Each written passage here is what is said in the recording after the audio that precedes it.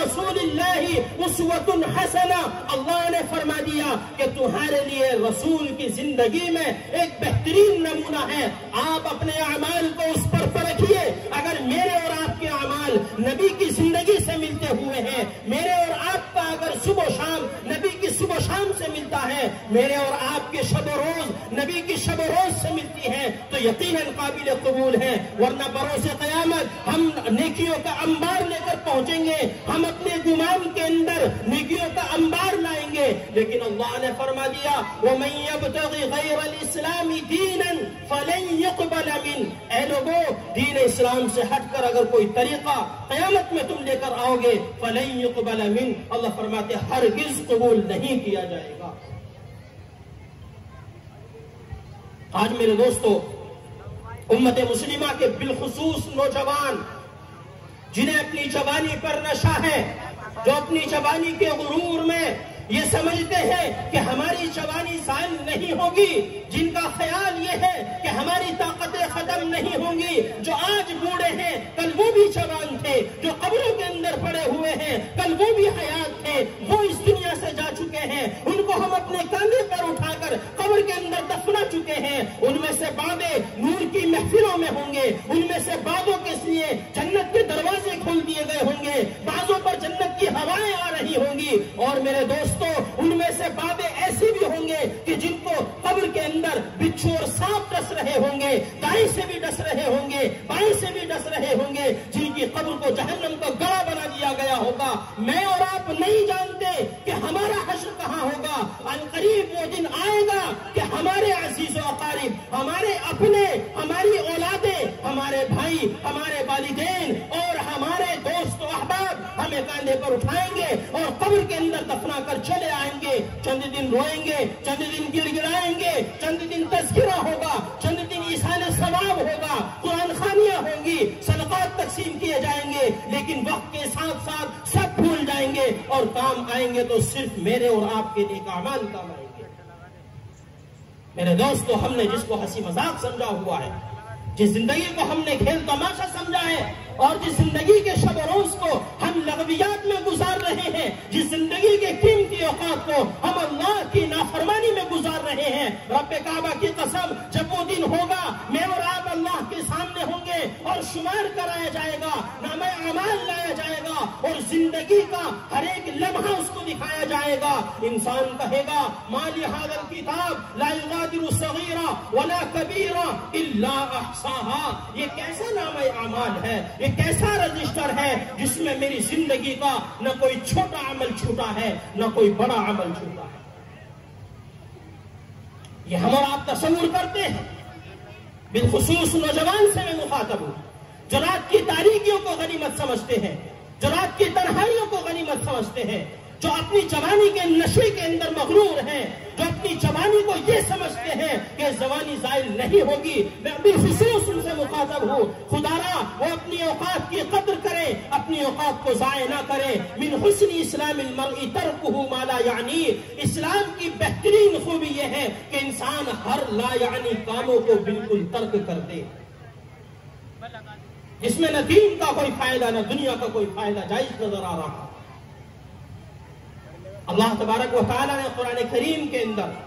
متنبع کیا ہے انسانوں کو، ادخلوا فی السلم کافہ، پورے کے پورے اسلام میں داخل ہو جاؤ، تمہاری صبح بھی اسلام کے مطابق ہونی چاہیے، تمہاری شام بھی اسلام کے مطابق ہونی چاہیے، تمہارا کھانا پینا، تمہارا چلنا اٹھنا بیٹھنا، غرضے کے سر سے لے کر ایڑی تک اسلام جھلکنا چاہیے، اسلام نظر آنا چاہیے، اسلام محض زبان پر نہ ہو، اسلام محض زبانی نہ ہو، بلکہ اسلام ہمارا اعمال سے جھلکنا چاہیے۔ قل ان کنتم تحبون اللہ فاتبعونی یحببکم اللہ، اللہ تبارک و تعالیٰ فرماتے کہ اے نبی لوگوں میں یہ اعلان کر دو، اگر لوگ اللہ سے محبت کا دعویٰ کرتے ہیں، میں اور آپ اس میں داخل ہیں، اس دنیا کا ہر ایک فرد اس میں داخل ہے، اگر وہ یہ دعویٰ کر رہا ہے کہ مجھے اور آپ کو اللہ سے محبت ہے، تو اللہ نے ایک کسوٹی بیان فرمائی ہے، اللہ نے ایک اصول بیان فرما دیا، اللہ نے پرکھنے کا ایک معیار بیان فرما دیا۔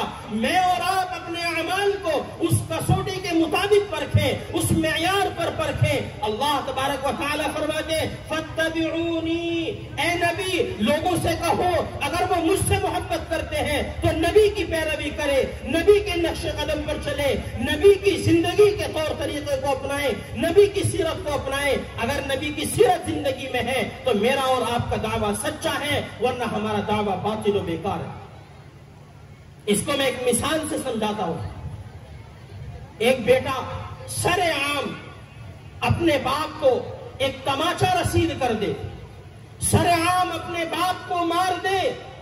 اور پھر مجمع کے اندر جا کر یوں کہنے لگے کہ میں اپنے باپ کا تقدس کرتا ہوں، میں اپنے باپ کی عزت کا خیال رکھتا ہوں، میں اپنے باپ کی بہت زیادہ تعظیم کرتا ہوں۔ دنیا کا کوئی بھی مورخ سے مورخ انسان، بے وقوف ترین انسان اس کی بات پر یقین نہیں کرے گا اور یوں کہے گا کہ تو نے سر عام اپنے باپ کو مارا تھا، تو نے سر عام اپنے باپ کو ذلیل کیا تھا اور آج زبان سے کہہ رہا ہے کہ تو اپنے باپ کی عزت کرتا ہے، اپنے باپ سے محبت کرتا ہے، لہذا تیرا عمل تیری زبان سے مخالف ہے، تیری زبان جو کہہ رہی ہے عمل اس کے خلاف جا رہا ہے، لہذا تیری زبان کا کوئی اعتبار نہیں کیا جائے گا۔ میں اور آپ چیخ چیخ کر کہتے رہے کہ ہمیں اللہ کے نبی سے محبت ہے، ہم اللہ کے نبی کے متبعین ہیں، ہم اللہ کے نبی کے سچے امتی ہیں، اور ہمارا عمل اس کے خلاف ہو تو میرے دوستو ہماری زبان کا کوئی اعتبار نہیں ہوگا، عمل دیکھا جائے گا ہمارا عمل کیسا ہو رہا ہے۔ اگر میرا اور آپ کا عمل سنت نبوی کے مطابق چل رہا ہے، اللہ تبارک و تعالیٰ کے بتائے ہوئے طور طریقے کے مطابق چل رہا ہے، ہم اسلام کو ساتھ لیے ہوئے چل رہے ہیں، اسلامی احکامات پر عمل کر رہے ہیں، ہم اسلام کے اصول کے پابند بنے رہیں گے، ہم اسلام کے دستور کو اپنائے ہوئے رہیں گے، ہم اللہ تبارک و تعالیٰ کے بتائے ہوئے طریقے کے مطابق چلیں گے، جو راستہ رب کائنات نے ہمارے اور آپ کے لیے منتخب فرمایا ہے، اللہ کی قسم اس راستے سے بہتر اہل اسلام کے لیے، اہل ایمان کے لیے کوئی راستہ نہیں ہو سکتا ہے۔ اللہ تبارک و تعالیٰ قرآن کریم کے اندر فرماتے ہیں، اور بالخصوص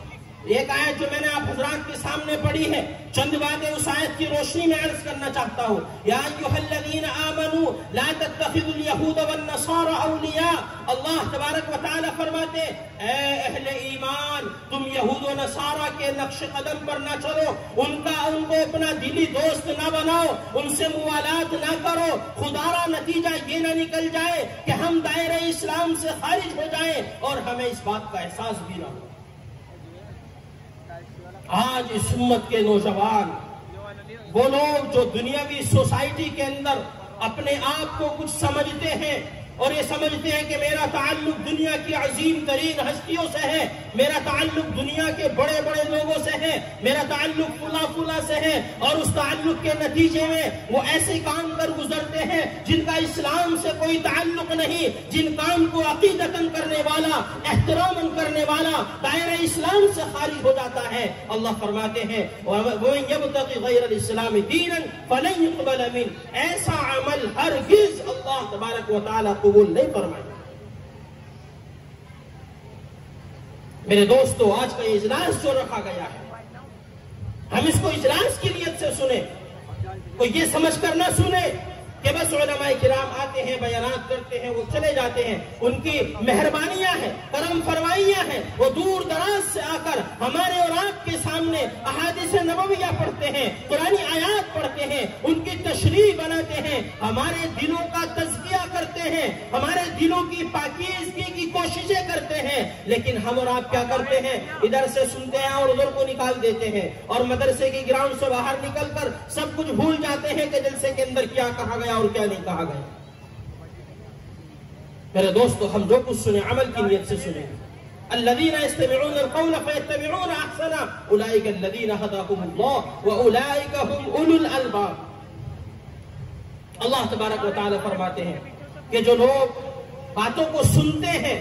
فَيَتَّبِعُونَ أَحْسَنَ، عمل کرنے والی باتوں پر عمل بھی کرتے ہیں، عمل کی نیت سے سنتے بھی ہیں، عمل بھی کرتے ہیں، اور کچھ لے کر اپنے پلو سے باندھ کر کچھ چلے جاتے ہیں اور پھر عمل کرتے ہیں. اللہ فرماتے اولئک الذین ھداھم اللہ، جس ہدایت کی دعا میں اور آپ دن کے 5 نمازوں کے اندر کرتے ہیں، ہر رکعت کے اندر کرتے ہیں، اہدنا الصراط المستقیم، اے ہمارے رب ہمیں صراط مستقیم نصیب فرما دے، سیدھے راستے کی ہدایت نصیب فرما دے. اللہ تبارک و تعالی فرماتے ہیں جب انسان عمل کی نیت سے سنتا ہے، عمل کرنے کی کوششیں کرتا ہے، اللہ اس کے لیے راہ ہموار کر دیتے ہیں، اللہ اسباب خیر مہیا کر دیتے ہیں. اولئک الذین ھداھم اللہ، ایسے لوگوں کو اللہ ہدایت عطا فرماتا ہے. اور اللہ کی ہدایت کے بعد گمراہی نہیں ہوتی، اس بات کو اپنے پلو سے باندھ لو.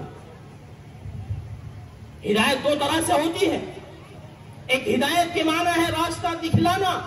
ایک ہدایت کے معنی ہے منزل مقصود تک پہنچا دینا. ایک ہدایت یہ ہے آپ سے کسی نے معلوم کیا او عبداللہ مجھے اڈے پر جانا ہے، اس نے آپ نے راستہ بتا دیا کہ یہاں سے ایسے جائے، سیدھے مڑ جائے اور پھر سامنے اڈا آ جائے گا. اس ہدایت کے اندر گمراہی ممکن ہے، ہو سکتا ہے وہ سیدھا نہ جائے اور ترچھا چلا جائے اور پھر گمراہ ہو جائے. ایک ہدایت یہ ہے آپ اس کا ہاتھ پکڑیں گے اور اڈے پر لے جا کر چھوڑ دیں گے اور کہیں گے میاں جس جگہ کا آپ نے سوال کیا تھا، جس جگہ کے بارے میں آپ نے دریافت کیا تھا، یہ جگہ وہی ہے، آپ منزل پر پہنچ چکے ہیں، اب آپ گمراہ نہیں ہوں گے. یہ اللہ کی ہدایت ہے، اسی کا وعدہ اللہ نے فرمایا. اسی ہدایت کا سوال ہم اور آپ ہر نماز کے اندر کرتے ہیں. جب ہم عمل کی نیت سے سنیں گے اور یہاں سے کچھ لے کر اٹھیں گے تو اللہ تبارک و تعالی فرماتے اولئک الذین ھداھم اللہ، ایسے لوگوں کو اللہ ہدایت عطا فرماتا ہے.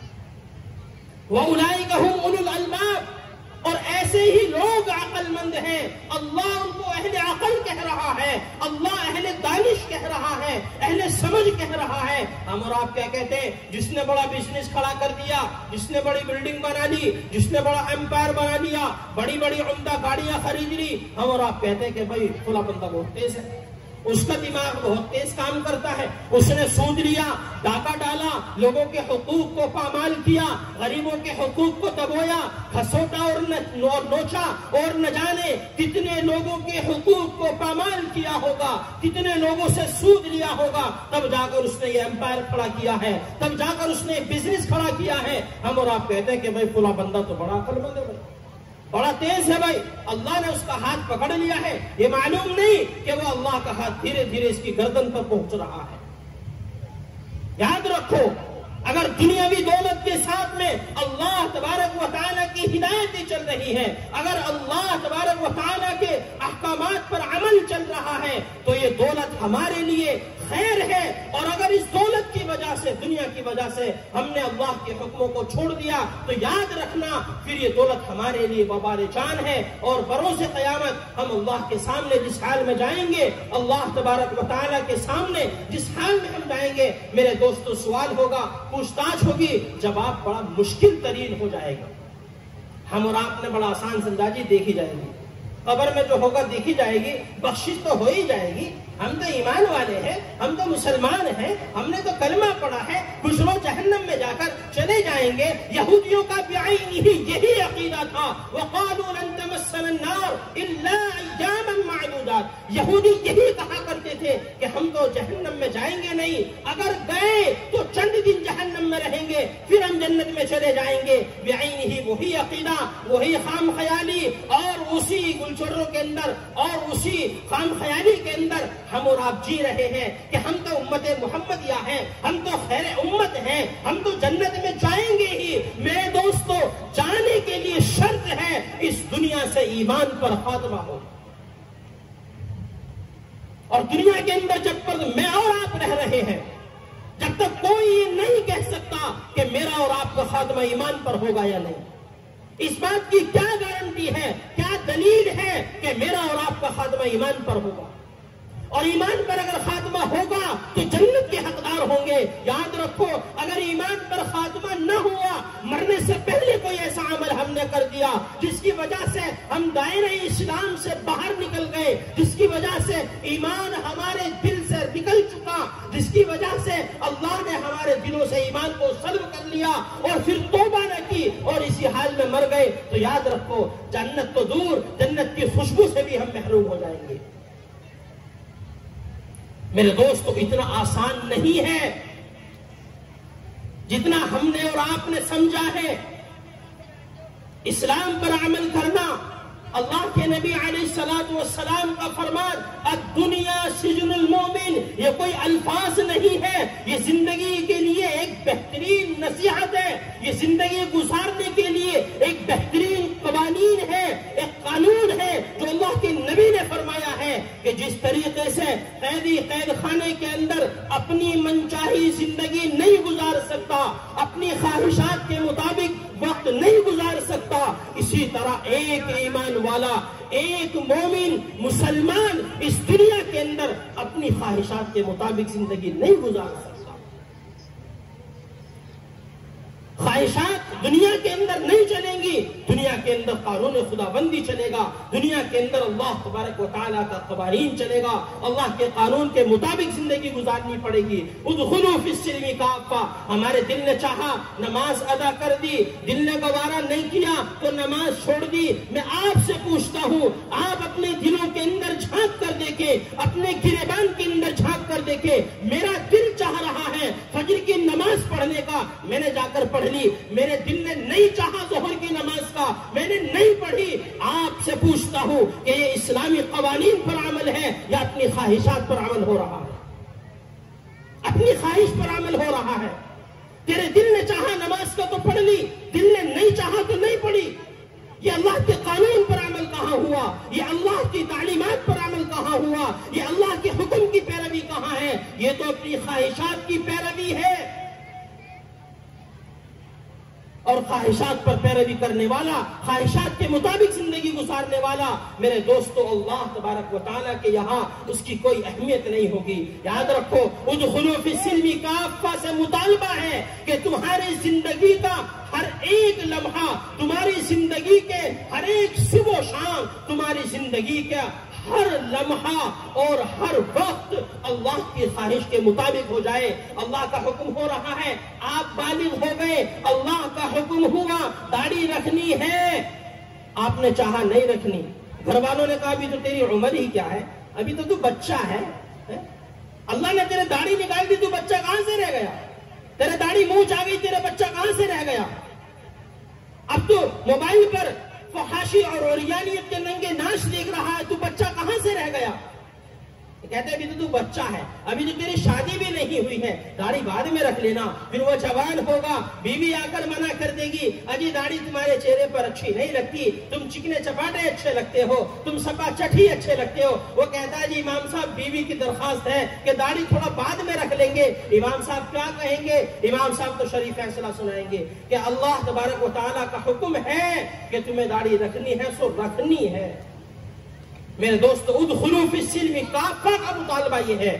کہ تمہاری زندگی کا ہر ایک لمحہ مذہب اسلام کے مطابق ہونا چاہیے. اگر ہے تو ہم مسلمان ہیں، اور اگر کہیں نہ کہیں ہماری خواہشات کا دخل ہے، کہیں نہ کہیں ہماری خواہشات پر عمل ہو رہا ہے، تو یاد رکھو ہم کامل مسلمان نہیں ہیں. ہم کامل مومن تبھی بنیں گے جب ہماری خواہشات، ہماری تمام تر تمنائیں، آرزوئیں دین کے تابع ہو جائیں گی. دین پر عمل ہونا چاہیے، میرا نبی خوش ہونا چاہیے، میرا اللہ راضی ہونا چاہیے. چاہے ساری دنیا ناراض ہو جائے مجھے کوئی پرواہ نہیں ہے. وَلَا يَخَافُونَ لَوْمَةَ لَائِمٍ، کوئی کیا کہے گا مجھے اس کی پرواہ نہیں ہے. کوئی کچھ بھی کہتا رہے، مجھے اللہ کے حکم پر عمل کرنا ہے.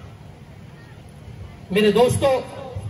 اللہ تبارک و تعالیٰ نے جو قرآن کریم کے اندر یہ آیت نازل فرمائی ہے، اس کا جو ہے مصداق میں اور آپ سبھی ہیں اور تمام اہل ایمان ہیں. لہذا ہمیں چاہیے کہ ہم اللہ تبارک و تعالیٰ کے قانون پر عمل کریں، اپنی خواہشات کو ترجیح نہ دیں. خدارا اگر ہم چاہتے ہیں کہ دنیا کے اندر سرخرو ہو جائیں، آخرت میں کامیاب ہو جائیں، اللہ کے سامنے ہم ذلیل و خوار نہ ہو، اللہ کے سامنے کامیاب ہو جائیں، تو ہمیں اپنی زندگی کے اندر انقلاب لانا پڑے گا، تبدیلیاں لانی پڑے گی. آخر یہ زندگی جانوروں کی طرح ہم کب تک گزارتے رہیں گے؟ ہمارا دل اپنی خواہشات پر ہم کب تک عمل کرتے رہیں گے؟ کب تک اس زندگی کے لمحات ایسے گزرتے رہیں گے؟ آخر کون سا وقت ہوگا جب ہم اللہ کے سامنے جائیں لائیں گے اور اپنے گناہوں کی معافی مانگیں گے۔ میرے دوستو، اللہ تبارک و تعالیٰ کا فرمان ہے، آخر میں ایک بات کہہ کر اپنی بات کو ختم کرتا ہوں، لا تقنطوا من رحمت اللہ ان اللہ یغفر الذنوب جمیعا۔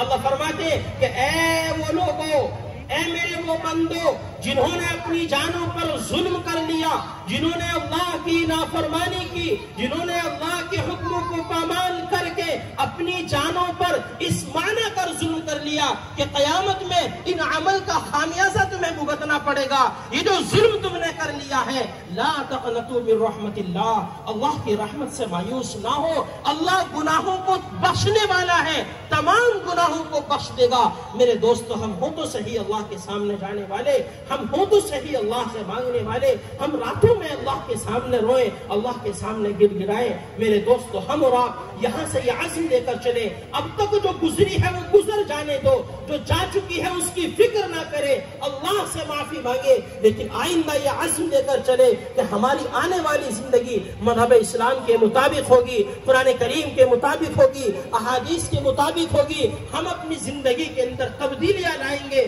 ہم اپنی زندگی میں انقلاب لائیں گے۔ یہاں سے ایک عزم لے کر اٹھے، یہ ہم